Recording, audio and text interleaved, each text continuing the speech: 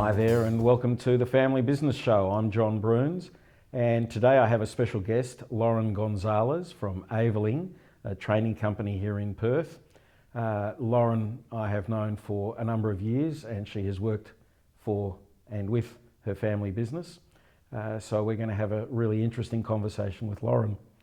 I'd like to thank Tech, the Executive Connection, for sponsoring today's show and really appreciate their sponsorship. It helps support this program and they do wonderful work with peer mentoring and their organisation, not just Australia but internationally as well. So let's go to Lauren. Welcome Lauren, how are you today? Yeah, I'm very well, thank you. I know you're in family business. Yes. I've spoken with you a number of times and we've shared some table space at a forum group. So tell me, how did the Aveling family business start? Was it a family business in the beginning? And where are we today? Yes, so Aveling was started by my mum and dad. My dad was a trainer and he has worked within the mining industry and also provided some leadership and management training in the past. And so in 1997, he incorporated the business, Tony Aveling and Associates, and started training 3 times a week, a mining induction out of a rented training room. So from there, he seemed to get busier and busier, and then progressively, I guess, put more courses on, started to add trainers into the business, and then he moved to another office space which he rented in Leederville. So after a few years there, my cousin Jason joined the business and was involved in training but also the general admin. So that's, answering phones, booking people on. And actually I also did some admin work. My sister and I were involved very early, at home. I remember being 12 and stapling Mark Star assessments and doing photocopying and all sorts of admin duties for... The way most kids join the business, they're unintentional, but there's a little bit of background there and you learn it, you get a feel for it. You do. I mean, we would answer the phones on weekends to take bookings and I think get paid a small amount for a few phone calls, so that was really good, but a really good introduction. And so then we're very fortunate while we're at the premises in Leederville to be awarded a significant contract with a mining company, and we started providing their inductions. So in that time, so pretty much from the time we went to Leederville, it got busier and busier and we had quite a quick expansion. So then we moved to an office in Vic Park, which Mum and Dad purchased. And within a few years, we had 3 training rooms there. We needed to expand again, and so we purchased another premises in Bassendean. And then I guess it just grew. So it wasn't just the inductions that we were running, we're also a registered training organisation. So we do have nationally recognised training on our scope, qualifications and a few standalone units of competency. The next, I guess, part of the journey was developing, I guess, different learning methodologies. So we did start an e-learning team. And in the late 2000s, our first online course. So you moved from just the straight out face-to-face induction training to online? Yep, online learning. And is it you communicate with a trainer or it's an educational process, so you've got to go through, tick the boxes, multiple choice, do some exams? A bit of both. Yeah. So there are assessments embedded within the course, but then we also have, for some of our programs, we employ an auditor and assessor who actually contacts our participants to verify competencies and make sure also that that person is the person who actually did the course, because with online learning you don't always have that assurance. Okay. So that's one of our like a big part of the online space. I guess moving into Bassendean was a big thing for us. It used to be a function centre, so it was a significant size facility. We had 5 training rooms there, and still we just we were so busy at that time, we felt the need to expand again, and now we have a dedicated training facility in Jandakot. So we've consolidated all of our staff there. We've got 15 training rooms there and a cafe. So Jandakot is the only place. Bassendean's no longer. Yeah, Okay. we consolidated everybody down there, and now I guess we are busy. We've got, like I mentioned, the 15 training rooms, and in that we are still running those inductions, but we've also got a number of nationally recognised courses that we continue to deliver as well. Okay. So, family-wise, mum and dad are still involved? Yeah. So Dad's the CEO, so he's still involved. He's in the office a couple of days a week, but mainly works from home.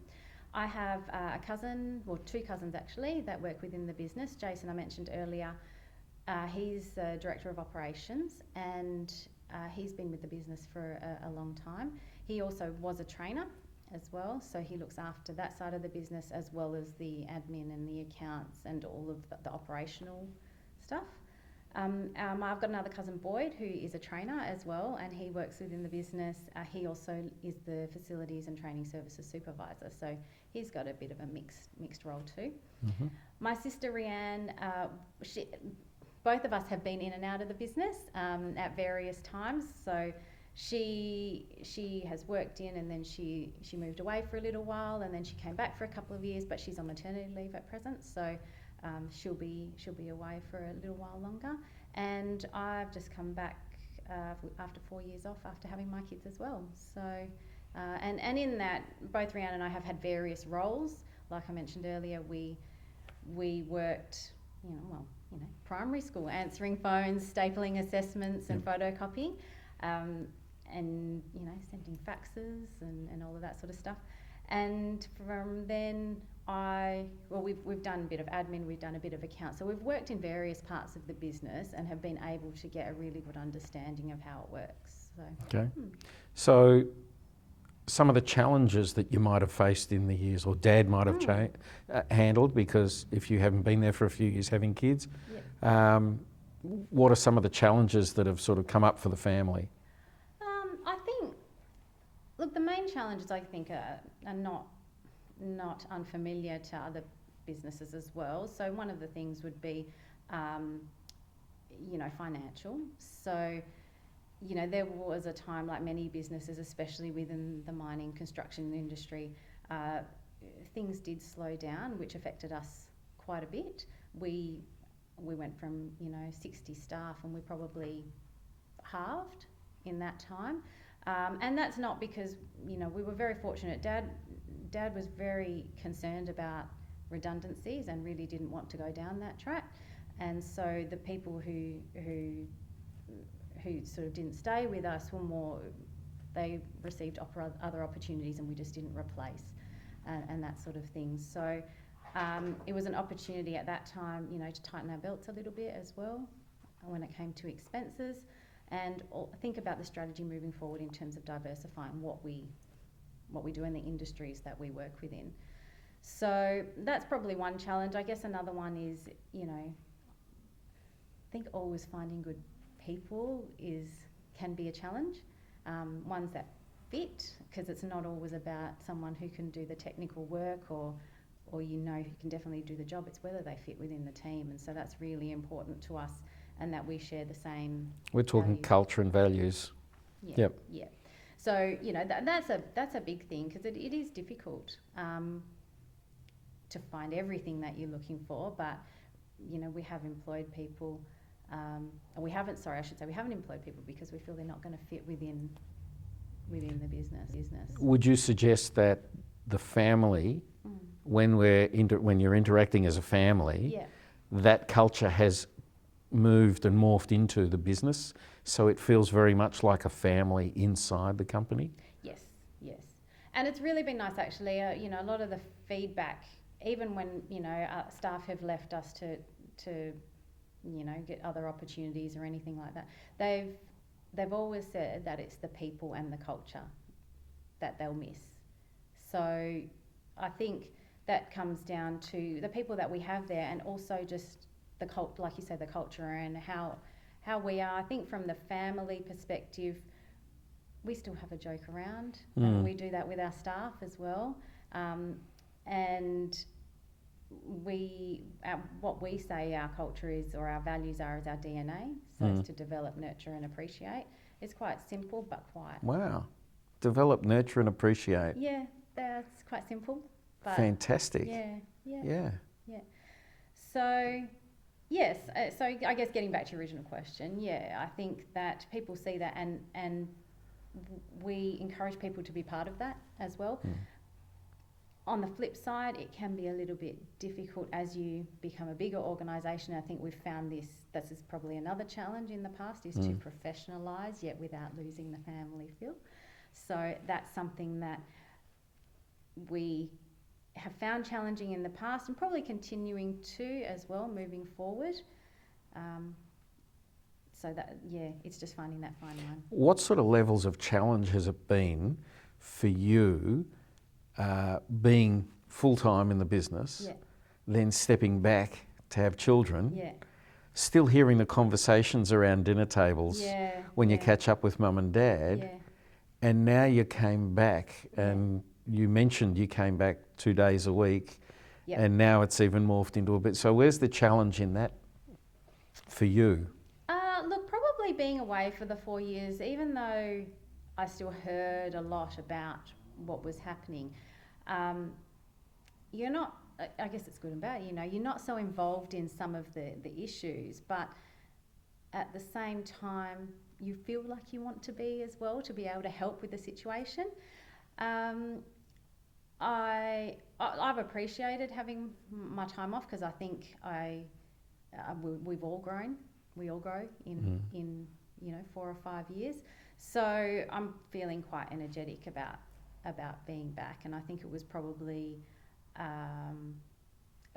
good timing at that point when Rianne went on maternity leave to come back in, and rather than going into a full-time role the one that I was in earlier, probably I think it was a really good introduction back into the business. I came back in as a HR coordinator.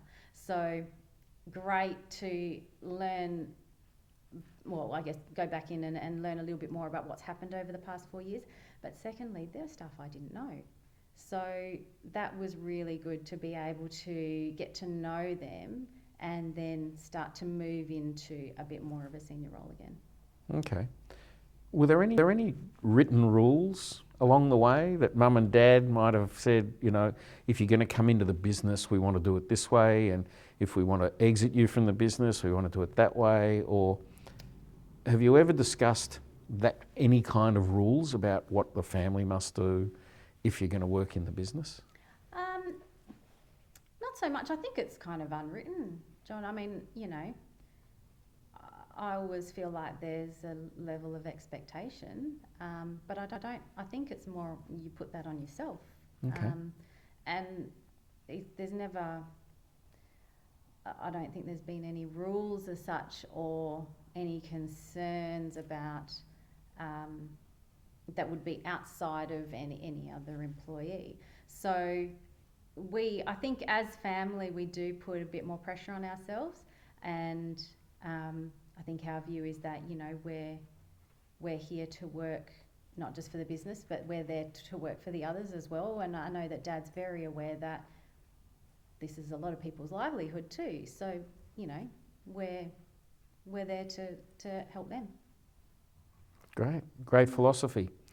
So maybe a few tips that you can suggest from your experiences? Look, I have to say, I really do appreciate the way in which I did enter the business. And, I guess for anyone who has children coming in, to learn every different part and spend time learning different parts of the business is just so important. So I finished my uni degree, I worked elsewhere for a year, and then when I started, I think I was 21 maybe, in a full-time capacity, I started in accounts as an accounts clerk. And I did admin, I was taking bookings, I was processing invoices, making payments. that's where I started, and then gradually spent, a year here, a year there, and worked up into a management level.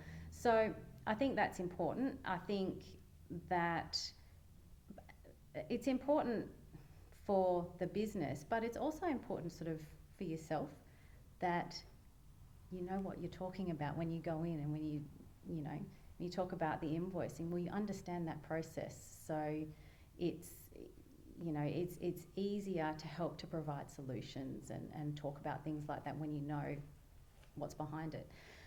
I think another tip, we were members of FBA for a period of time, and I know Jason and I, especially with the forum groups, we found that invaluable. So the support that you get, and being able to bounce ideas off other people, and being able to, I guess, talk about things in a confidential environment was really important.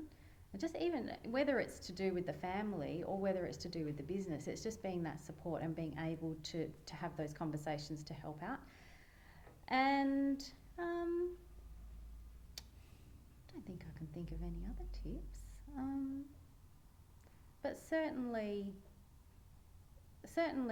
it is about, family business is tricky in terms of you have relationships and then you have the work and the business side of things. So it can be a little bit tricky, and sometimes you have to have conversations with your family that you probably wouldn't normally have to have with them because you don't work with them.